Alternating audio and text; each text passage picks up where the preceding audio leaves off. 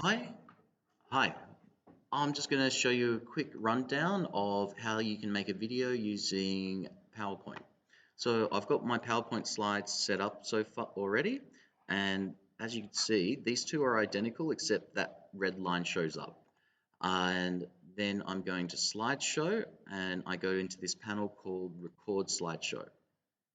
Okay, so now I'm into my interface where I can do recordings, where I have the option of having a video like down here. You turn that on and off, microphones on and off. It's not recording until I click record up the top. And just for your use, I've actually got a second screen set up here. So on that second screen is everything that will show up in your video, except the obvious thing that's missing from the PowerPoint video on that screen right now is this little window here where I'm visible. That will also show up in your final video when you make this. Just to show you some things over here, when I'm moving my mouse cursor around here, it doesn't show up on my screen at all. So it won't show up in your video. So the trick for that is you hold your control key on the keyboard and you just do a left click. And this is what PowerPoint calls a laser pointer. So if you want to be able to say, here's the center of my circle, that will show up in your video. But while I'm doing other things, it won't. The other thing is we've got our color palette down here. We have a pen, a highlighter, and an eraser. So for our pen, you can draw things on and they'll stay there. Your eraser, it will just delete it. But if you didn't pick up the pen during a movement, it will delete the whole thing, not just a little bit at the end. And your highlighter, you can change colors for this just to be able to go through and highlight things for emphasis in your video, and then just delete it if you don't want it. One of the other nice things is you can record it slide by slide. What that means is at the end, if I find I stuffed up one of my slides and I've got like 10 slides or whatever I'm going through and using for my video, I can delete just one and then redo my video and re-export it without having to create the whole thing from the beginning. So let's have a go at doing this, and apologies for non-mathematicians. I'm actually doing some New South Wales for Extension 2 Mathematics complex numbers work, but I'll try to keep that really quick just to talk about the functionality opposed to doing the instructions. And I just realized I'm not happy with one thing in there. I just want to change that first grid to be a bit bigger. So when I do it in my slideshow, it is easier for me to draw because, yeah, we'll talk about that in one moment. So all set up, all ready to go, and no, where are we? I'm just going to close that for a moment. Slideshow, record. I want to get back into my interface. Okay, ready to go. The other thing that I'll just put in is I'm using a graphics tablet at the moment where when I put my pen on, it moves across the screen. If I click while I'm on that bit and I don't have my line function organized, it will just skip to the next slide and continue recording. If I've got my pen function, it will be drawing during that time. So yeah, there we go. Except sadly, there isn't a way of moving where your video shows up that I've been able to find. So sadly, where I'm wanting to do some of my answers is a problem. So let me just tinker this and I'll put that back up there. This one, just going to put there because it doesn't quite work properly if I'm drawing over my own face. And I'm just going to copy that and make an identical one so that when I do a transition, what will appear to my on my video is just an automatic change to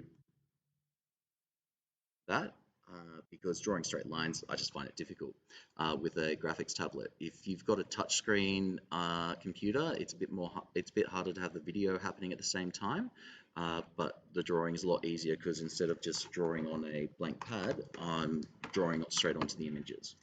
Okay, so let's get started going through this example very quickly. In complex numbers, this form here represents a circle where alpha is a complex number. So in that case, I just use the laser pointer and that will show up on my final video. I could have used my highlighter and said that, and that will show up in my video as well. That works really nicely, particularly for reminding people what you're talking about.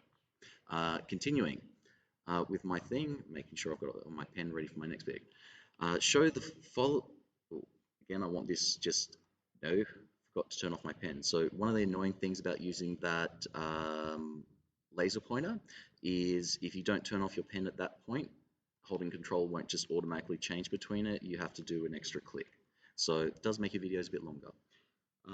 For this question, we're going through the loci of a circle, and here it is, and I'm just going to rewrite that. Select my pen in red. Z minus brackets 1 minus 2i, close brackets, equals 1. Then I'm going to go and I'm going to plot it onto my x, I, y axis. And for this, I'm going to go to 1 minus 2. There's my center. This bit here says it has a radius of 1. So I'm going from there, around here, and up to there. If I was doing this video to actually just do the content, what I would have done is something we'll see in the next bit. So here I've got my question that I want to do. It's a past HSC question for 4-unit maths, and we've got our first bit. So I turned off my pen and I'm just holding control to get my laser pointer, where it's going to be a straight line of argument this, and it's also going to be a circle similar to the other one. So my first thing to do is to look at this part here. This says that I'm going to have an angle between pi on 4, so minus 45 degrees, and 0. Now, for my video, this time I actually did have my line set up like that. So instead of having to draw a wonky line with my graphics tablet, I could have just had a perfect circle show up in that first slide, or in this case, another line show up. So I've got my line done, and I'm just going to label it to say that it's going down to here, which is minus pi on 4.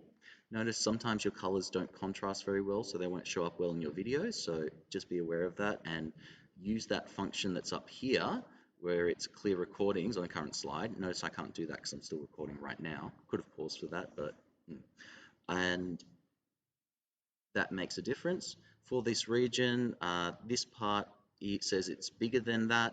That says it's smaller than that. So I'm just going to put 2 little arrows for those regions, saying it's between here and there. Because the signs are equal to, it's a solid line, not a dashed line. Okay, next I'm looking at my second bit, and I'm going to use my highlighter again now. So I'm going to look at this bit, and I'm going to rewrite it as z minus brackets 1 minus I, like in that first page example 1, and that says it's a circle. I'm going to my center, and for color coding, what color do I want to use? Red. So I'm going to a center point at 1 and minus I. Notice my axes don't have any labels on it. You should do that for math students. I've got my point. Now I'm going to do a circle of radius 1, and again, if I was doing this one properly, I'd actually have it as an auto shape coming up. And the other thing I would do is I would have my inks from my previous slide copied onto the new one with the perfect circle in. That makes life easier again. For this, I'm looking at my region where it's the circle, instead of just being 1, it's also less than and equal, so I don't need to do a dashed line. I'm going to do a little arrow to say the inside of that. So we're looking at the intersection of all those lines. So the intersection over here, notice I'm putting my cursor there and it's not showing up in the video on the left-hand screen. So turn off my pen, hold control. So this arrow and this arrow says that the region is all of this area.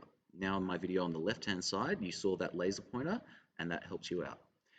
This arrow here tells me it's inside the circle, and again, laser pointed for that.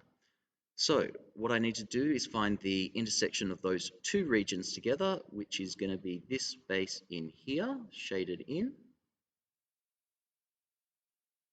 And that is the answer to this HSC question. Okay, I'll finish doing all of that, and that gets to the end of my slideshow. if I wanted to play and see what happened, I can just click replay. So,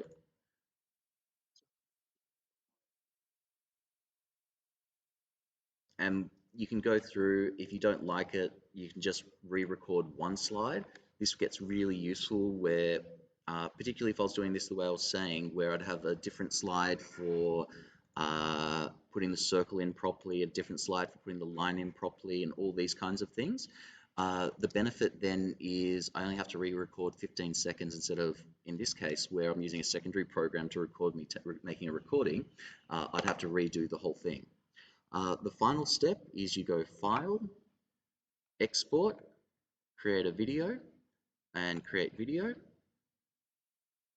and it will export whatever we're making and doing and put it wherever we want.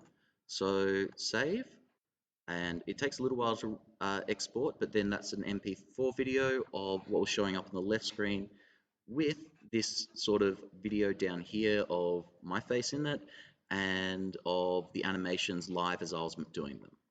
Okay, thank you very much.